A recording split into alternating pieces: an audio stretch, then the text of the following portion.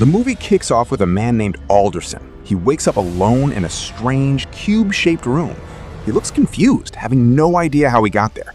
Every wall of the room has a small hatch in the center. Alderson decides to explore and opens one of the hatches to crawl into the next room. This new room looks exactly like the first one. But as soon as he steps inside, a silent metal grid slides across the room. In a split second, Alderson is sliced into dozens of perfect cubes. His body falls apart like a puzzle, showing us right away that this place is a death trap. In another part of the cube, 5 strangers find each other. We meet Quentin, a tough-as-nails police officer, Levin, a young and nervous math student, Holloway, a doctor who thinks the government is behind this, Worth, a man who acts like he doesn't care if he lives or dies, and Renz, an older man who is an expert at breaking out of prisons. They are all terrified and have no memory of how they were kidnapped. Quentin takes the lead, telling everyone they have to stay calm and work together if they want to see the outside world again. Ren, the escape artist, shows them a trick. He throws one of his boots into the next room to see if any sensors trigger a trap. But then they enter a room that Ren swears is safe.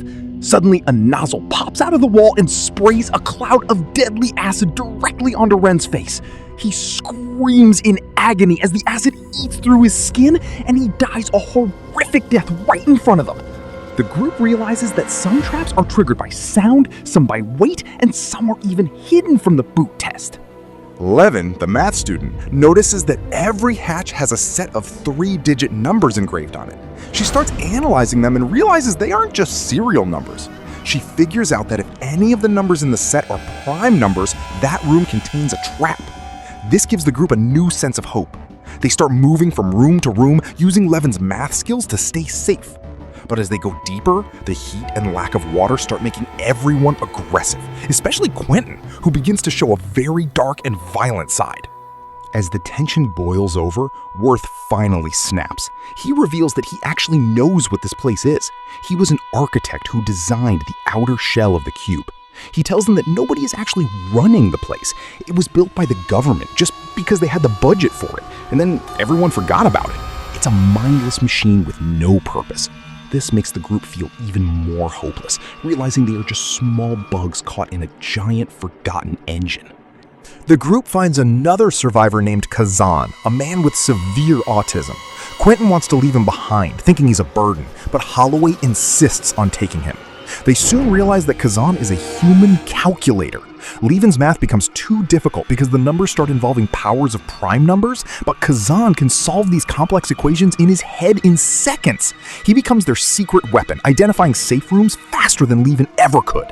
Just when they think they are reaching the edge of the cube, they hear a massive, grinding metallic sound. The rooms are vibrating. Levin realizes a terrifying truth. The rooms aren't static. They are rotating and shifting positions inside the shell. This means their map is useless.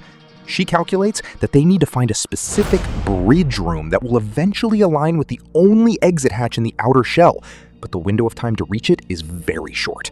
Quentin's mental state completely breaks. He starts seeing the others as enemies. In a moment of pure evil, while they are hanging over a gap between rooms, he lets go of Holloway's hand, sending her falling to her death in the dark void.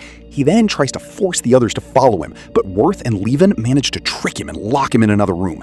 They reach the final room, the exit. A blinding white light shines through the hatch. It's the outside world.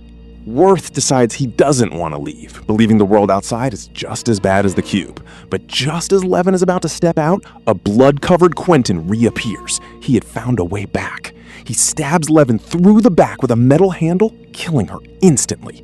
He then goes for Worth, but Worth manages to jam Quentin's body between 2 moving rooms. As the cube shifts, Quentin is crushed to death in a shower of blood. Worth, exhausted and dying, stays behind next to Levin's body. Kazan, the only truly innocent person, calmly walks out into the white light, leaving the nightmare behind.